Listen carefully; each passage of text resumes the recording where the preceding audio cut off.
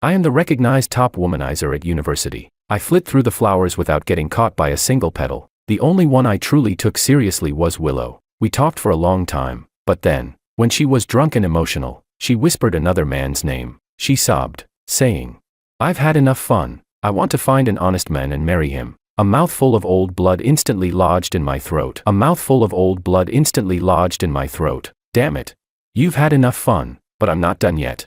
Later, in my moment of failure, I happened to run into my first love who had returned to the country. I suddenly became all sincere and said, "Wife, I've always been thinking about you," but the next moment, Anna gently smiled and said, "So, when are you going to take me off your blacklist? As for your previous wrongdoings, we'll talk about it later." And later, day after day, my legs tremble like sifted wheat, as if I can't hold up any longer. And when Willow, with red eyes, begged me to forgive her, Anna raised her eyebrows and mocked.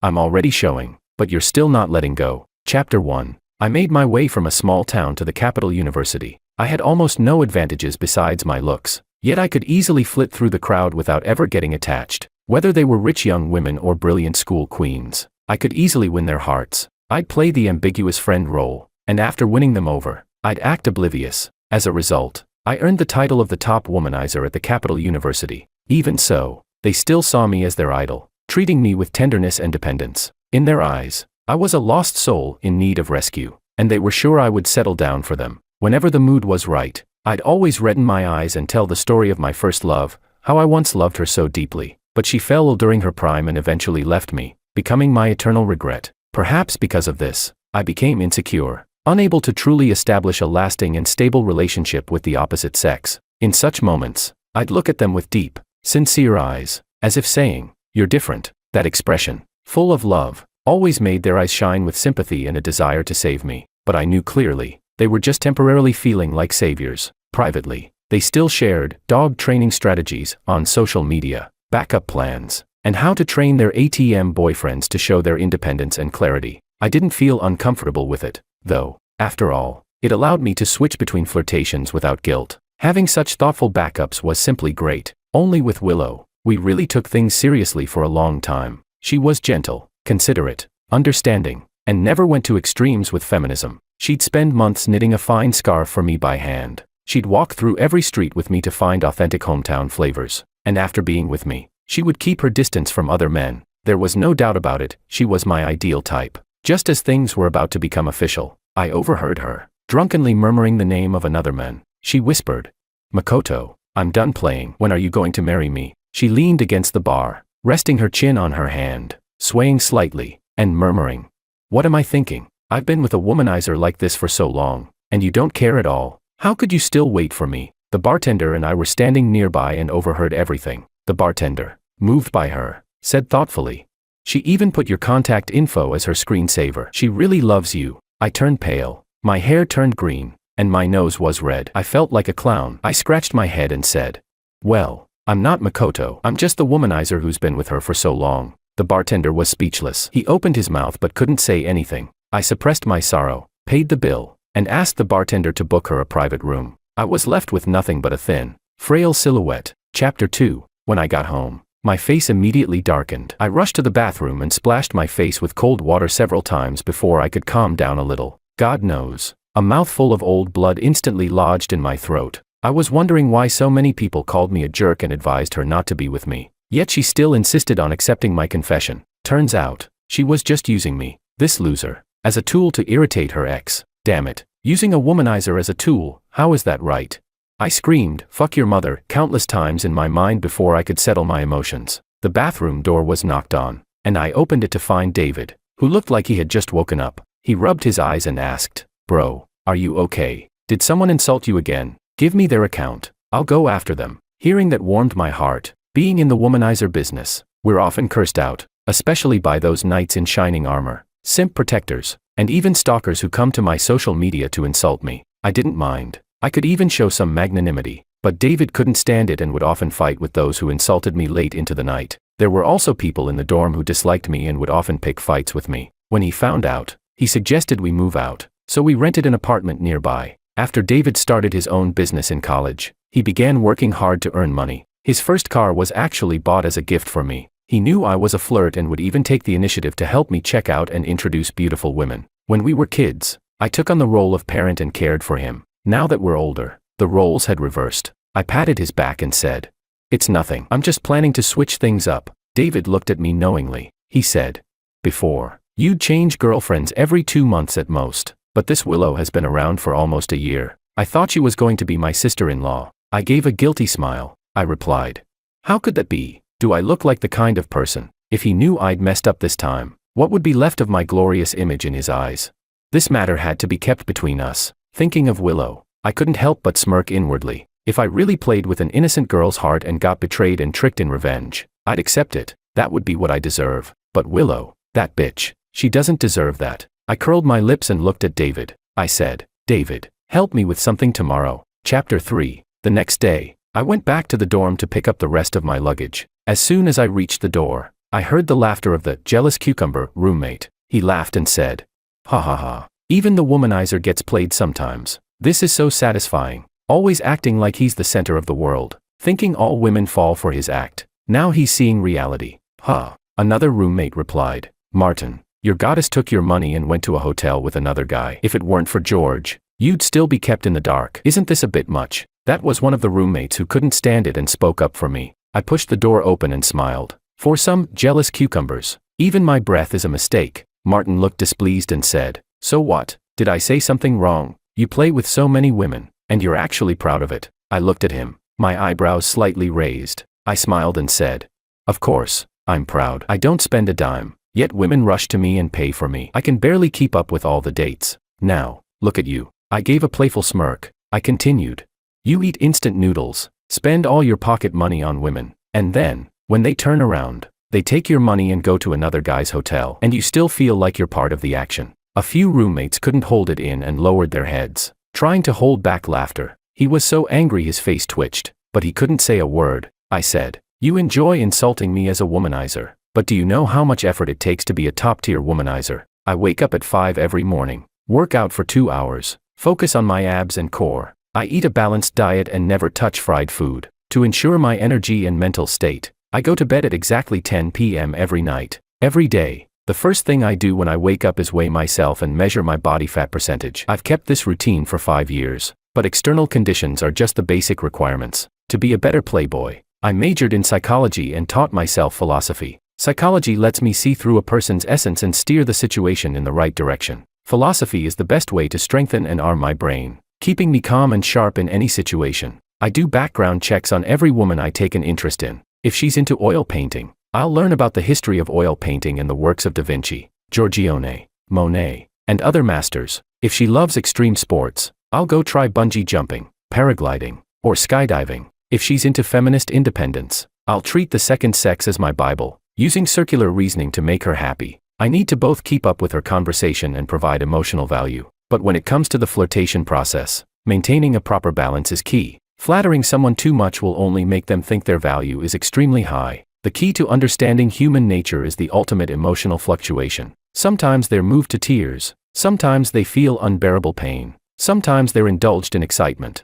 and sometimes they're anxious and insecure. This emotional volatility creates strong memory anchors in the brain, constantly amplifying their immersion in the relationship. And sunk cost theory tells us, the more someone invests, the harder it is for them to quit halfway. So, I never rush to have someone. I just slowly make sure they can't live without me. On top of that, I need to ensure my abilities to satisfy the desire for strength. As a result, I've ranked first in psychology for 4 years, served as president of both the debate and broadcasting clubs for 2 years, and received an offer to study at a top university in the UK. All this smooth sailing is built on countless days and nights of hard work. I looked at the dumbfounded Martin. I smiled and said, "If you could do what I do, you wouldn't be here complaining." I grabbed my suitcase and left in style, hearing one of my roommates quietly say, "I'm not jealous of his success at all." Chapter 4. After I went downstairs, I immediately wore an expression of despair. People passing by would glance at me, some intentionally, some unconsciously. I picked up my phone, and it was full of missed calls and message notifications. My backup plans were all concerned about my mental state, because just last night,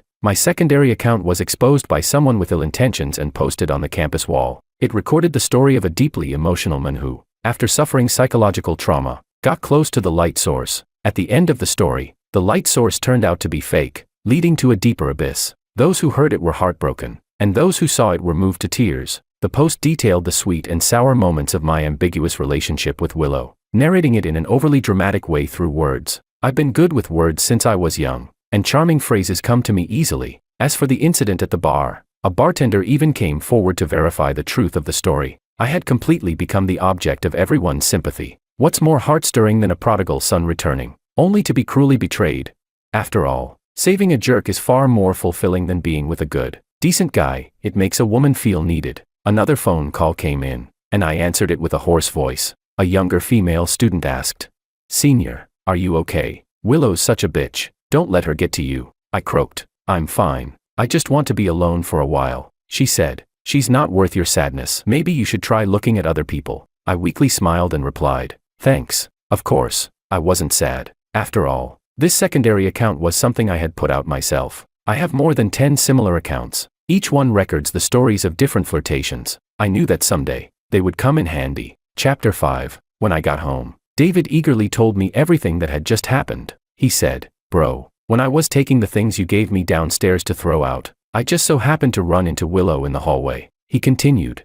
"When she saw the ring and the burned scarf, she almost broke down." I raised an eyebrow, the corners of my mouth lifting into a faint smile. "Last night, I had bought a fake ring and burned the scarf Willow had given me, then casually tossed them into a shoebox. After I saw Willow's message saying she was downstairs, I had David take those items downstairs and throw them away." He understood my intention and, seeing her, he sighed deeply, saying, "As soon as my brother got back, he locked himself in his room and drank in silence. I've never seen him like this before." He glanced at the things in the box and said with a regretful expression, "My brother used to cherish this scarf so much, he wouldn't even let me touch it. And this ring, he spent all his savings to buy it. He said he was going to use it when he proposed. He's already in so much pain. I'm really worried he's going to do something drastic. Who the hell hurt my brother this badly?" I heard that Willow's eyes immediately turned red. She carefully cradled the box of broken items in her arms. Tears streamed down her face as she choked out, "It's all my fault. I'm so sorry, George." Then, she transferred 50,000 yuan to David, asking him to pass it to me but to never let me know it came from her. David couldn't refuse, so he reluctantly accepted it and then said something that struck deep. He said, "My brother said meeting you was like finding redemption. He thought you were special, but in the end, he lost, and he lost terribly." Willow's psychological defenses completely crumbled in that moment. Chapter 6. I gave David a thumbs up. Without him, I really wouldn't make it. David suddenly gave a shy smile. He said, "Bro, I need to discuss something with you. Aren't you going to study abroad in the UK? Why don't you become one of those men who are loved but unattainable, and I'll play the role of your substitute?" My brain went completely blank for a long moment before finally reconnecting. I asked, "Are you out of your mind?" He smiled mysteriously and said, "Just treat it as my little kink. This way, you'll be able to get rid of their entanglements, and I can take the opportunity to make some money. As for the money, how about we split it 70 to 30? The frown on my face immediately loosened. Money wasn't the issue. My brother had always been well-behaved and thoughtful. So what if he had a little kink? Of course, I'd indulge him. As my brother, he should get the best of everything. So, I set my sights on a rich young lady in the upper-class circle. Alicia, the wealthy, never been in a relationship young lady, was practically the perfect candidate. And so, I encountered the biggest failure of my life. I met her at an art exhibition and, confidently and casually, took the initiative to strike up a conversation. "Does Sue like oil painting too?" To my surprise, she coldly glanced at me and said, "I like comics." Damn it. I followed her to an empty classroom, planning to act like it was a coincidence and get closer. She immediately stood up, not giving me a single glance, and muttered to herself, "I think I'm being haunted by a ghost. Maybe I should find a master to take a look." I was speechless. After several failed attempts, I finally managed to enter the Sue family's private room. Before I could say anything, I bumped into a server. A ceramic wine cup shattered on impact. Alicia Sue propped her chin up with one hand, calmly looking at me and saying, 10 million, pay up." I closed my eyes, feeling like I was about to explode. She's blatantly scamming me, and she still has the nerve to act like this. Just as I was about to lash out and curse her out, she cheerfully said, "How about this? Why don't you introduce me to your brother, and we'll call this whole thing off? How does that sound?" I was stunned. "You like him?" Alicia blinked and said, "Yeah." After hearing the full story, I couldn't help but sigh. Is there really such a perfect match in the world? All right, I agree to this arrangement. But then I thought of something, and my face turned serious. I said, However, you should prepare yourself. My brother is into cosplay. Alicia was speechless. Chapter 7. As I stepped out the door, I exhaled a long breath. The more I got close to Alicia Sue, the more I felt an odd sense of discomfort. It wasn't that I felt embarrassed, but whenever she acted all sarcastic, I would somehow see the shadow of a past acquaintance, and the surname was the same. Could it be? I lowered my head in thought and bumped into someone. The sweet scent of citrus hit me, and I froze in place. Before my brain could process it, I felt a sharp sting in my eyes. I looked up with red eyes and saw that familiar face, the one etched deep in my memories from my youth. The once delicate and youthful girl had already shed her innocence. Beneath those refined, delicate brows and eyes, the cool, aloof air she carried was even more pronounced than before. She parted her red lips, and those peach blossom eyes that should have looked gentle now held nothing but mockery. She asked, "Sir, do I look like your first love who died of illness?" I stared at her blankly. I adjusted my emotions, and with a painful tone, I said, "Anna, it hurts." My chin trembled slightly, and I choked on my words. Anna's smile gradually faded, and her gaze tightened as she spoke impatiently. "Don't tell me you're mourning for another woman." I remained silent, but my phone rang at just the right moment. It was Willow. Anna naturally picked up my phone and answered it. Willow's voice came through. "Georgie bro, I know I was wrong, but at least let me see you. Can we do that?" I looked at Anna. Her peach blossom eyes locked onto me. Her lips pressed into a straight line. Her calm and gentle exterior seemed like it could vanish at any moment, revealing the hidden obsession and instability underneath. The next second, she smiled seductively and dropped the phone on the floor. On the other end of the line, Willow asked, "Where are you? Georgie bro, are you there? Say something." The room was deathly silent. Anna pressed herself tightly against me, her soft arm wrapped around my neck. The sweet scent of her breath lingered near my nose. She rose on her tiptoes, wild like a little feral cat, filled with unreasonable eagerness, desperately craving my presence. I could taste the intimate kiss, the faint sounds of it echoing and hitting sensitive nerves one after another. In the silent, dimly lit room, only the sounds of our intertwined breaths remained. It seemed Willow sensed something was off, and her tone turned cold. She asked with dissatisfaction, "George, who are you with?" Anna slowly pulled away, gently pressing her finger to the lip she had bitten until it bled. In the dim light,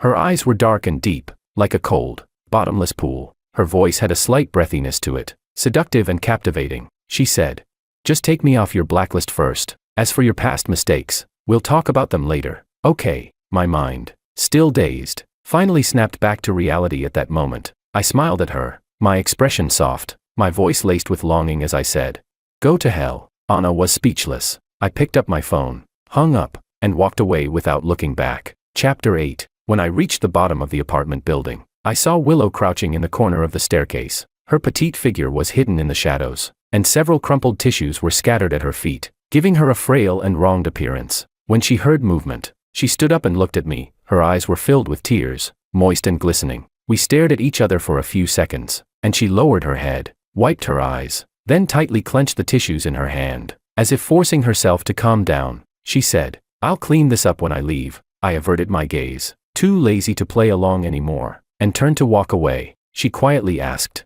"George, who was the woman you were with just now?" I stopped in my tracks and turned back. I asked, "Who are you to question me? Come on, it's been nearly a year, and you still haven't gotten that Makoto to come back." I had done a lot of digging to learn about this person named Makoto. Willow and Makoto had grown up together, and Makoto had loved her for many years. But before university, Willow had been a gold digger, only looking for rich and handsome men, and she didn't look at poor guy Makoto. She even distanced and hurt him because of her friend's instigation. Makoto, disheartened, changed his university application and severed ties with Willow completely. When Willow realized what she had done, she regretted it deeply and went to his school to try to win him back, but found him with another girl, smiling brightly. She believed that Makoto was only doing this to make her regret, and so I became her target. Willow used all her tricks to weave a web full of love and tenderness. To make Makoto jealous, she even managed to drag me into it. But in the end, that web only trapped her. At the end of it all, she grasped nothing. Willow lowered her gaze in despair, her lashes trembling. She spoke with difficulty. "I know. Makoto won't come back. It's always just been my obsession. He told me, the past can't be changed. I should focus on the present." Willow looked at me, pain rising in her eyes. She choked up and said, "That night, I got myself drunk and realized that Makoto's shadow was getting farther away, while your smile was becoming clearer. I think I've really let go." She continued, "In this past year, I've seen so many sides of you that no one knows. and my emotions have been stirred countless times by you. I've long since lost track of whether I was acting or if I've just become accustomed to being with you. Seeing me silent, she slowly walked toward me, her eyes filled with pleading and a hint of hope. She choked up again and said, "George, I'm sorry, but I'm willing to do anything to make it up to you. Please, give me one more chance. I'm begging you." Willow tried to throw herself into my arms, but I shoved her away, crossing my arms and looking down at her, a mocking smile curling at the corners of my mouth. I laughed and said, "Don't overdo it with the pity act. You look really ugly when you cry." Maybe it was the first time she had seen me so cruel. She stood frozen, her pupils trembling, unable to say a word. I sneered, "Do you love Makoto? I doubt it. You've just gotten used to him chasing after you, taking his affection for granted, and when he left, you couldn't accept it. You're the same with me. You can't accept that you wasted a year of your life and ended up with nothing. So you put on this pitiful act to make yourself feel better." She cried, shaking her head desperately. "I don't. I'm sincere with you." I asked, "Really? If Makoto came back, what would you do?" Her pale lips parted, and she lowered her gaze to avoid my eyes. I grinned and looked at her, saying, "I know exactly what kind of woman you are. You'd go back to him. Then on a night when you're mad at him, you'll remember me, feeling guilty while indulging yourself in pleasure. And when it gets exposed, you'll angrily blame me, the bad guy." "Willow, admit it. You're just a bitch who can't change her ways. Forever stuck in regret and dissatisfaction." I no longer looked like the warm, gentle guy from before. I tore away her facade without mercy. Willow's face turned ashen, and she left in a hurry, almost running, her high heels clicking as she fled. It was as if I was a monster, and even her back seemed to be on the verge of collapsing. Chapter 9. When I got home, I found that David had gone to class, and only then did the tension in my body finally relax. For some strange reason, I logged into an old secondary account on social media. I searched through a handful of followers and found someone. Luckily, he was still posting. The latest post was a silhouette of him kissing a woman under the sunset on the beach. The caption read, "Childhood sweethearts, finally together." Bang. I threw my phone, and the screen shattered into pieces. My heart seemed to be squeezed at that moment, making it hard to breathe. The vague hope that had risen in my mind was shattered in an instant. All that remained was the unbearable anger and helplessness. Childhood sweethearts. Again with the childhood sweethearts. Anna was like that. Willow was like that. Is this my fate, that I, George, can never have a childhood sweetheart? In the first year of high school, a transfer student named Anna joined our class. Though she was reserved, the noble aura around her was undeniable. Beneath her gentle and quiet exterior was a sense of distance that kept everyone at bay. In the first few days, during breaks, many boys would pretend to go to the restroom or look for someone, just to casually glance at her. The girls were also very vigilant, worried that she might steal their crush. As for me, from the moment I laid eyes on her, I knew I had to win her over. Most of the students in our small town were shy and introverted. None dared confess their feelings. I wasn't like them. I would take the initiative to chat with her and ask her questions, though these questions were ones I already knew inside and out. I would take the opportunity to give her little gifts as a thank you once she answered. Sometimes it was a bottle of milk, other times a bag of snacks, or even a wooden sculpture I made with my own hands. I knew that girls from big cities had seen expensive gifts before, but a handmade gift would stand out and be special. When the monthly exam results were posted, Anna stood by the bulletin board for a long time. The rankings were posted there. First place, George. Second place, Anna. Her eyes trembled slightly, and she shot me a cold glare. "Are you messing with me?" I pretended to be innocent and said, "It's all thanks to your teaching. It's your achievement." Her gaze became complicated. After a long pause, she parted her lips and said, "Don't ask me about questions again, and don't give me any more gifts." The implication was clear: stop bothering me. My smile faded slightly, and I lowered my gaze. "All right, got it." With that, I turned and left. Chapter 10. For the next month, I didn't approach her at all. I didn't even make eye contact with her. In our small classroom, it felt as though there was an entire galaxy separating us. Many people noticed that we had broken up, and they thought they had another chance. The girls eagerly came to me to discuss study problems, while the boys would occasionally hover near Anna. The difference was that I smiled at every classmate, patiently and gently helping them with their problems. Meanwhile, the curve of Anna's lips faded more and more each day, so much so that, during class, I often felt a cold, piercing gaze on my back, but it didn't affect me. I still kept my promise, never once glancing at Anna. I carried out the words "like strangers" to the extreme, until one day after school, a few thugs cornered me in an alley. The leader, in an overly dramatic tone, said, "You dare to covet my woman?" I spoke calmly. "You've got the wrong guy. I don't even know who your woman is." He immediately exploded, cursing loudly. "Stop acting. or I'll make you regret it. Do you believe me? I stepped back warily and said, if you guys lay a hand on me, I won't let it slide. The leader laughed mockingly, his face full of disdain, and said, who do you think you are? You're an orphan with no parents, treated like a beast by your uncle's family, with no home. What do you have to fight me? As he spoke, he signaled to his underlings to surround me. I felt a tightness in my chest and hurriedly explained, how could I mess with your woman? I have a girlfriend, I added. My girlfriend is Anna. Who doesn't know that? Anna Sue, the Sue family's daughter. Am I crazy to be with other women behind her back? Do I want to die? The thug sneered as if he had heard a joke. You're really good at making things up. Who doesn't know that Anna never bothers with you? And here you are, making yourself out to be something special. But then, the familiar sound of a woman's voice came from the alley entrance. Why are you bullying my boyfriend? Anna stood there, her brows furrowed slightly, her eyes filled with an unmistakable concern. Beside her, the bodyguard stood impassively, exuding an aura of cold intimidation, like a wall blocking the path, the pressure around him palpable. The thugs went pale, laughing awkwardly and quickly apologizing, then scurrying off in defeat. I scratched my head, my voice unexpectedly carrying a hint of apology. I was just talking nonsense. I won't do it again. With that, I quickly walked past her and left in a hurry. Chapter 11. The next day, I was back to my usual self. I chatted and laughed with others as if nothing had happened the day before. However, a new rumor began to spread around the campus. They said that Anna and I were in a secret relationship. She, however, seemed determined to make that rumor come true, following me around everywhere. As a result, we were even called in for a talk with the teacher. After leaving the office, I awkwardly said, thanks for that day, but it's better if we keep some distance from now on. Her lips pressed into a tight line, and her peach blossom eyes were filled with disappointment. After that, she did indeed keep her distance, just as I had wished, until the day I was on duty. When a classmate and I went to take out the trash, I smiled and handed her a wooden tiger sculpture, one I had made myself. She was taken aback, about to take it, when a slender arm blocked us, a faint fragrance wafted by, and a fair, smooth hand took the sculpture. Anna turned to the girl and smiled sweetly. Classmate, can I buy this from you? Name your price. The girl glanced at me before lowering her head and leaving. I was getting impatient and said, Anna, what do you mean by this? Are you trying to ruin things for me on purpose? Are you out of your mind? She pouted, her voice tinged with a little grievance, and said, just consider me crazy. She paused for a moment before continuing.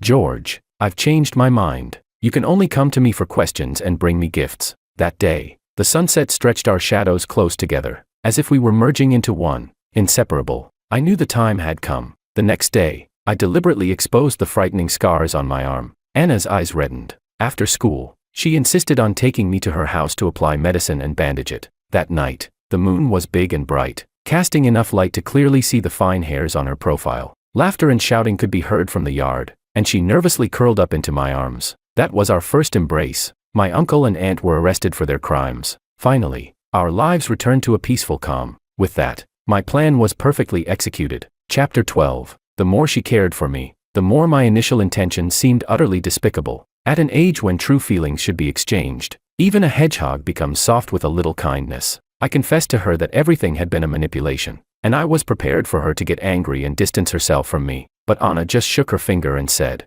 I already know. She continued, but I'm still willing. Want to know why? Her eyes blinked lightly, like the spring waters of a river stirring, sending ripples across my heart. I cleared my throat and said, we can't be in a relationship too early. She snorted and asked, so what? I replied, so, after the college entrance exams, we can make the rumor official. Anna gave a soft hum, her gentle voice tinged with a hint of joy. But to my surprise, not long after, the news came that she and her childhood sweetheart were going abroad together. No one knew that I had met her childhood sweetheart once. He was a second-generation rich heir, his every move exuding dominance. I still can't forget the look he gave me. It was the kind of look one would give a maggot in the gutter, disgusted by even a second glance. He greeted me politely. I'm Kevin. I've known Anna since we were little. You should know. Someone like you will never be with her. We're going abroad, and we hope you'll stay away from her. The unspoken message was clear. I didn't deserve Anna, and they were meant to be together. Honestly, I envied him. Born at the top of the pyramid, raised with the indulgence of his family, he could get anything he wanted just by reaching out his hand.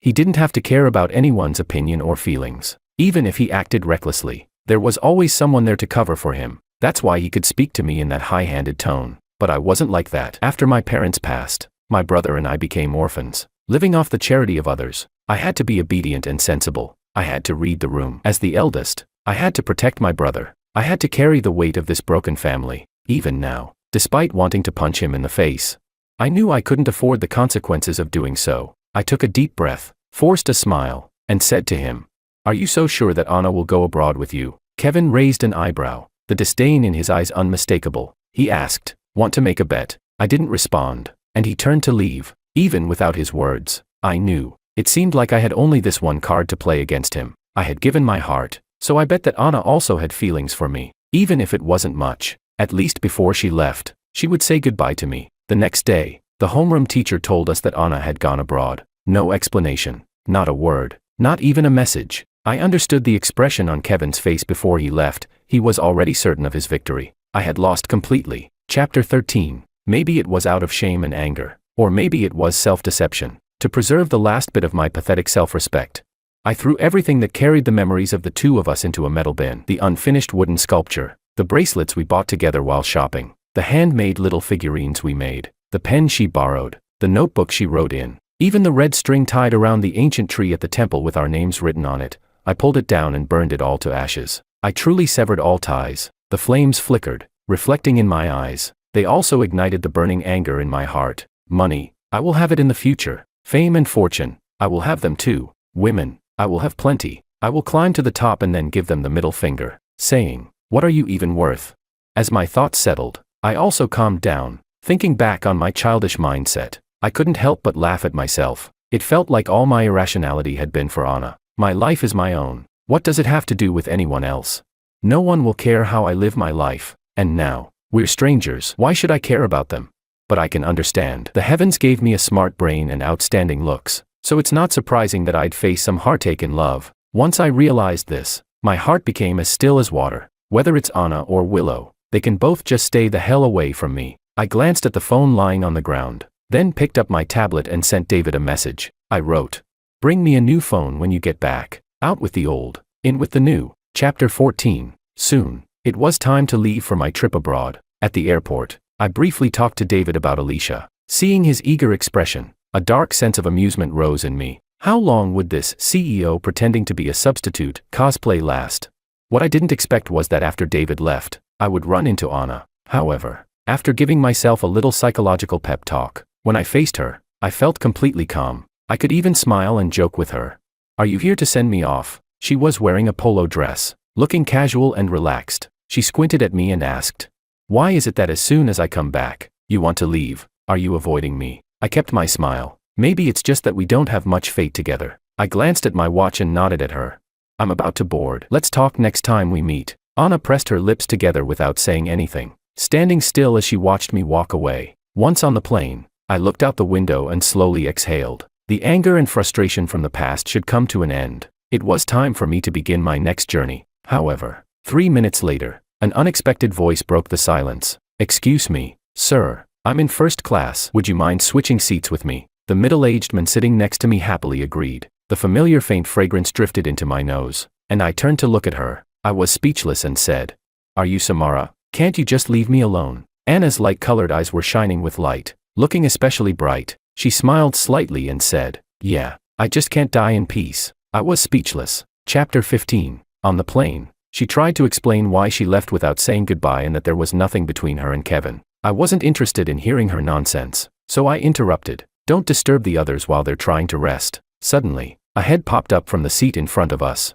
The person said, "Hey, let her talk. We want to hear too." Someone else from behind chimed in, "Yeah, don't worry. We won't disturb you." I calmly closed my eyes. I covered myself with the blanket and said, "It's disturbing me." After a pause, Anna gave a soft laugh and said, "Then go ahead and sleep. Anyway, there's plenty of time ahead." As soon as we got off the plane, I grabbed my suitcase, ready to leave. Anna, however, grabbed my sleeve and looked up at me. She said, "Wait a minute, we can go together." Just then, an excited male voice came from beside us. "George, I'm over here." It was a mixed-race guy, Chris, my future roommate. He was with a pretty girl, her features delicate and well-defined, her smile a little shy. She waved at me and, in halting Mandarin, said, "Hello, brother. I'm Chris's sister, Tina." I couldn't help but smile. A cute mixed-race beauty. I couldn't even imagine how good life in the UK would be. The three of us walked ahead, chatting and laughing. As for Anna, She had already been completely ignored.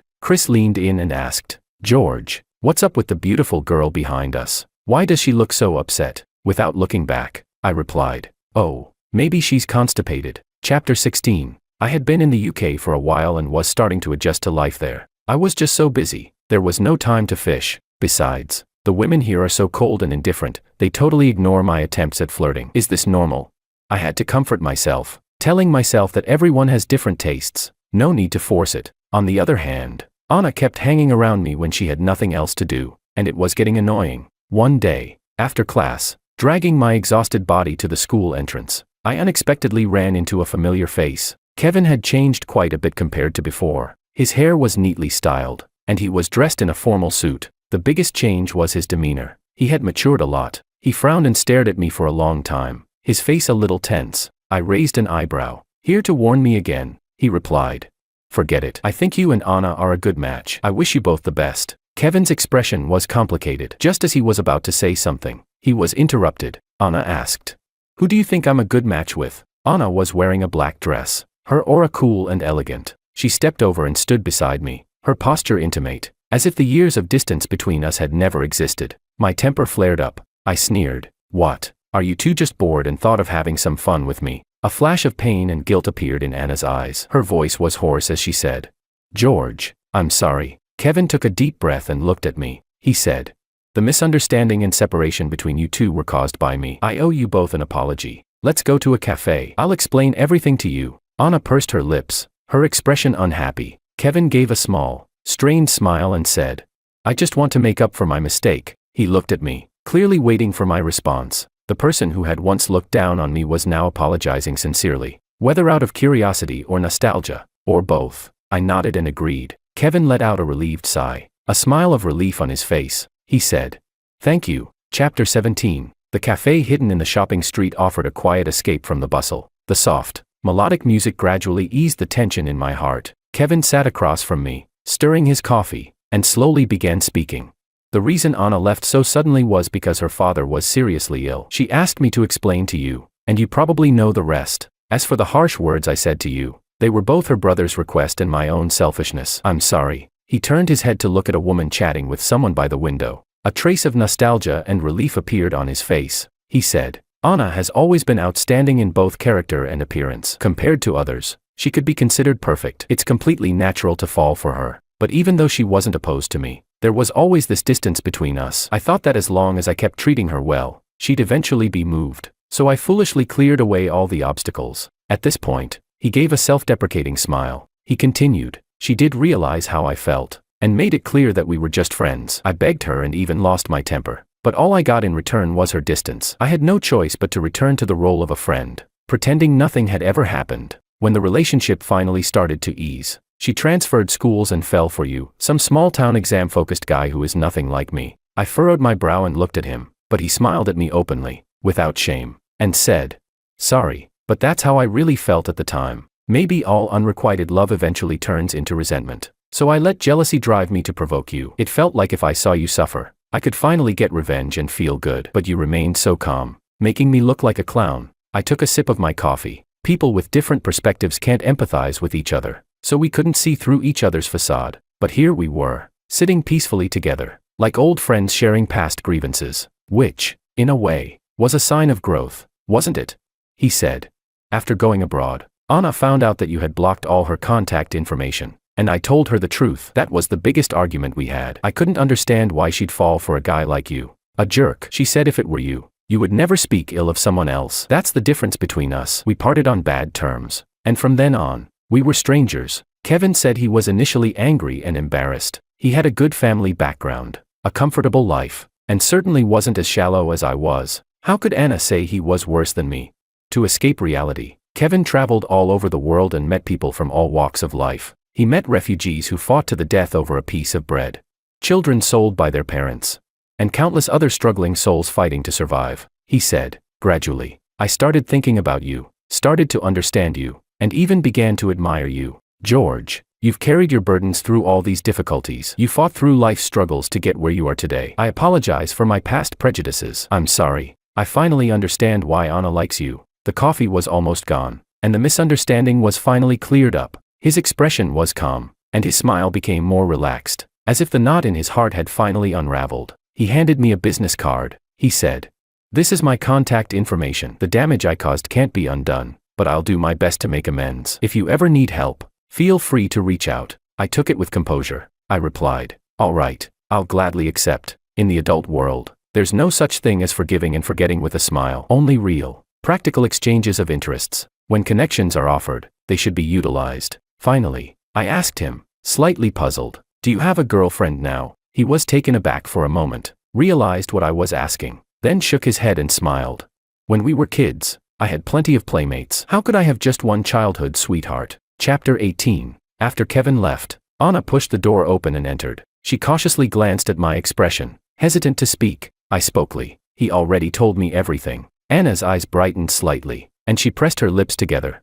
I didn't leave without saying anything on purpose. That day, my brother smashed my phone, and I could only ask Kevin to explain things to you. But who would have known? Her voice trailed off, growing quieter, filled with regret and a hint of helplessness. I couldn't help but find it a little funny. After she left, I blocked all her contact information. Anna wasn't without trying to reach me from other numbers. It was the age when pride meant everything. The woman I loved ran off with a rich and handsome guy, and I couldn't swallow that humiliation. So I made up a lie, telling her not to contact me again, claiming that I had a girlfriend and that she should respect herself, or I'd make sure she'd never see me again. She knew that when I said something, I followed through, and she had no choice but to back off. Once the anger subsided, reason returned. I began to consider whether she might have had her reasons. So, I put some effort into finding Kevin's social media account. What I saw were photos of him traveling the world. He looked vibrant and free, and occasionally, there were items that hinted at the presence of women in his life. The top comment, "Childhood sweethearts, love is always so sweet."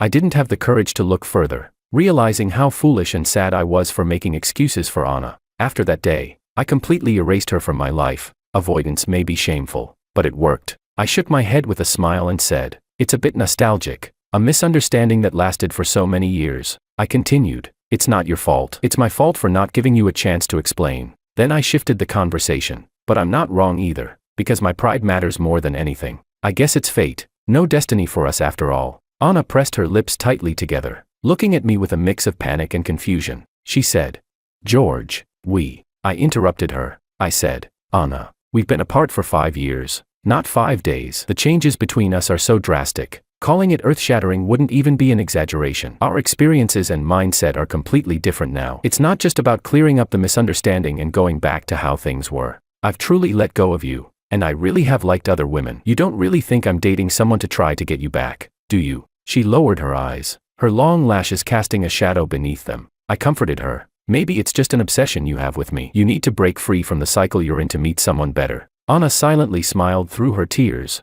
Her eyes were red, and her voice trembled as she said, "George, how do you know I'm not willing to stay trapped in this cycle?" I froze for a moment. The next second, she threw herself into my arms, her shoulders trembling slightly. She said, "For the past 5 years, I've been watching you. I've seen you silence your opponents in debates, seen you confidently soar on stage, and seen you exhausted in the library, about to fall asleep. My feelings for you haven't lessened. On the contrary, they've only grown stronger." She said, "But now you're telling me to let go." How could I possibly let go? Her sweet breath brushed against my nose. Her hoarse voice slightly choked. She choked out, "George, at least don't sentence me to death like this. Don't I deserve a chance? This isn't fair to me." I remained silent for a long time, but eventually, I relented. Chapter 19. After graduation, I successfully received offers from several top psychology consulting firms, both domestic and international. Chris organized a celebration for me at the bar. Foreigners are always enthusiastic and outgoing, but I couldn't get into those over-the-top games, so I found an excuse to step outside for some fresh air. "George, are you okay?" My head was a little dizzy, and Tina quickly helped steady me. In the dim light,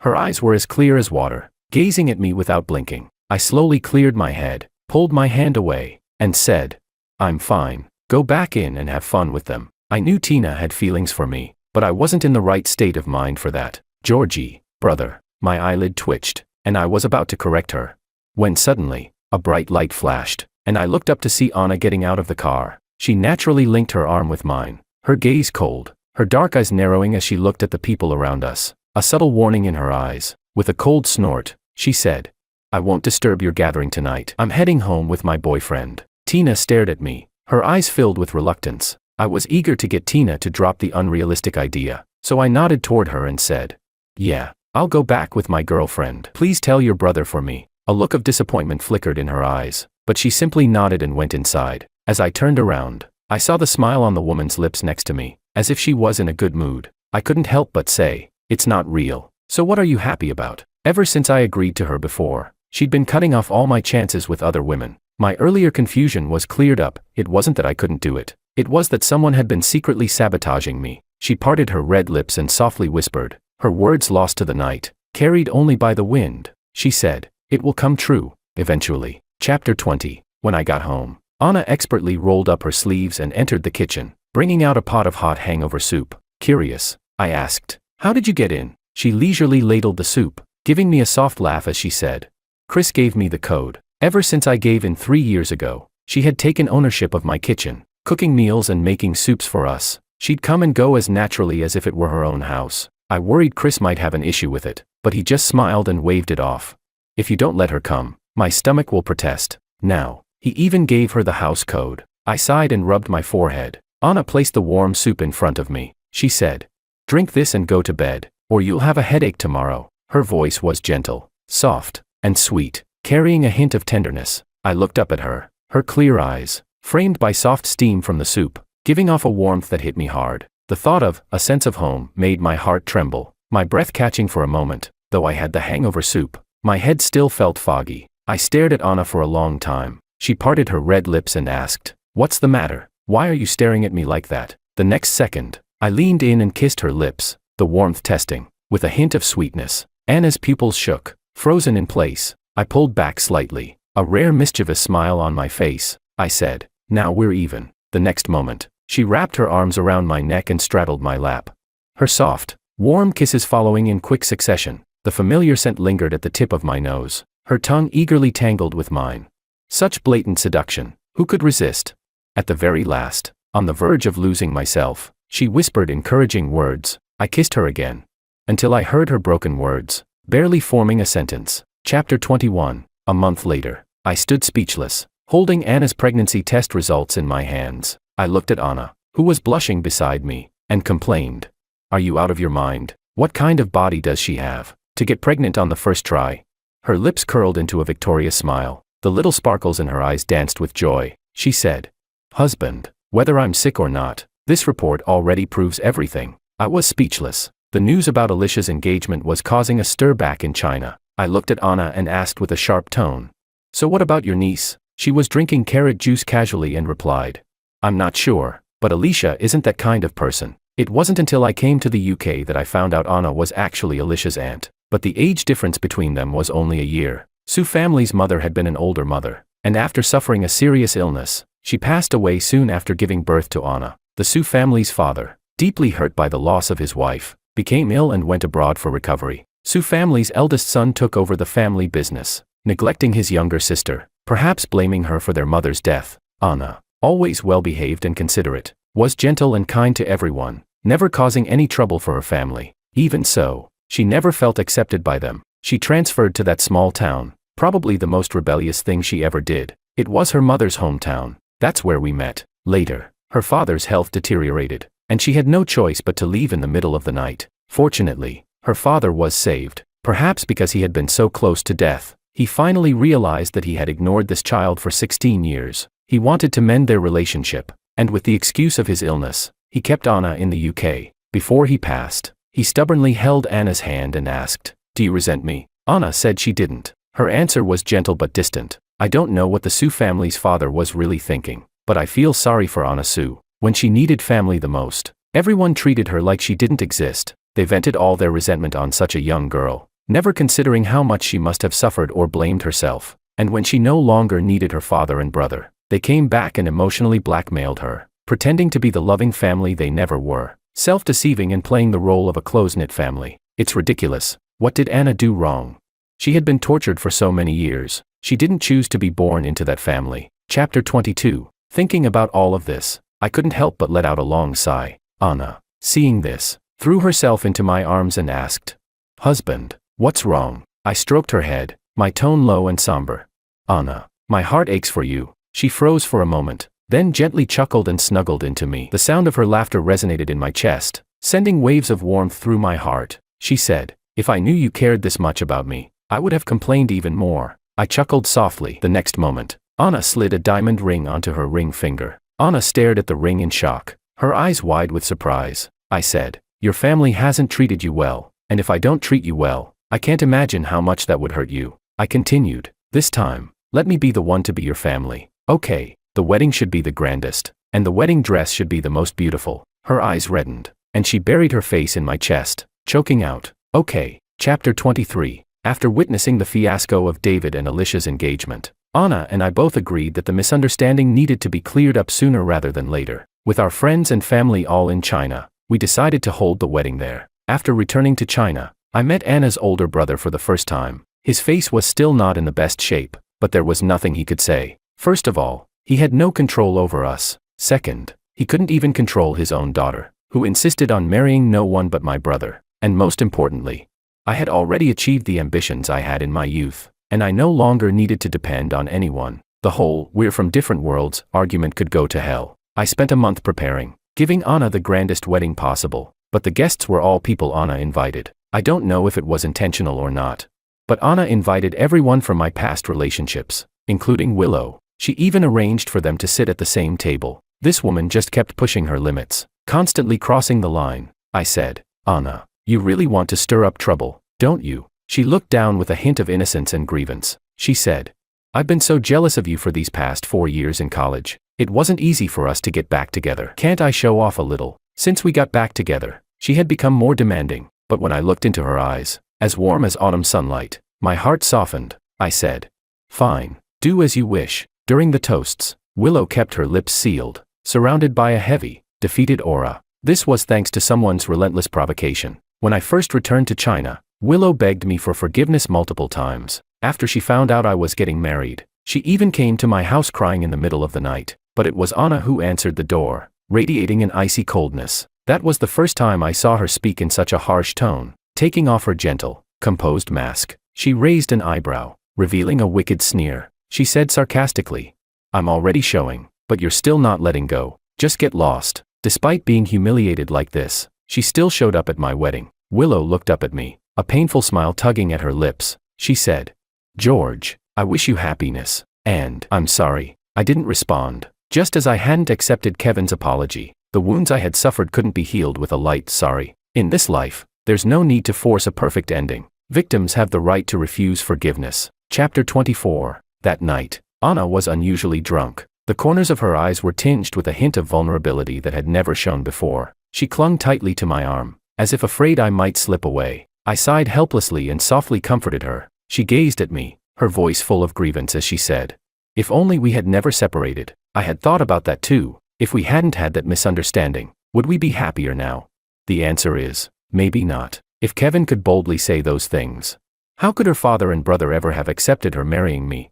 So, no matter what, there would always be regrets. It's better to cherish the present. We've both become better, more mature adults, and even after encountering all kinds of people and seeing a broader world, we still find each other and fall in love again. That's what makes it so precious. I kissed her eyes, feeling her lashes tremble lightly on my lips. I said, "Anna, everything is just right." Chapter Extra. In front of others, Anna always acted like a gentle and refined lady, but only George knew just how jealous and scheming she could be. After they got married, she gradually showed her possessiveness. Whenever George looked at another woman, she would throw a little tantrum. She'd sulk and act all sarcastic, moody. She was basically like Ophelia from Shakespeare's Hamlet. As this happened more often, George grew tired of comforting her and decided it was time for a serious conversation. Every time this came up, she would act all melancholic, like she was on the verge of dying. Her expression would be so desolate, like a little abandoned animal. She knew exactly how to get to George, he just couldn't bring himself to scold her. Instead, he had to find another way to punish her. The next day, she woke up happily and made breakfast. The smile on her lips was impossible to hide. Only the faint red marks on her collarbone showed how she had been punished. Not only that, but she had also added all of George's exes: Maria, Sophia, Lisa, Laura. It was like she was reading off a list of people to target. Then she would post pictures of their baby and show off their love every few days. She posted, "So cute, looks just like my husband. My husband worked all morning just to make me breakfast. He loves me so much. Ugh." He's so clingy. What should I do? Oh, I forgot some people don't have a husband. The victims of these constant posts were easily triggered. Some couldn't resist and sent screenshots to George. Can you control your wife? George replied with a question mark. He took a deep breath, already planning how he was going to punish someone tonight.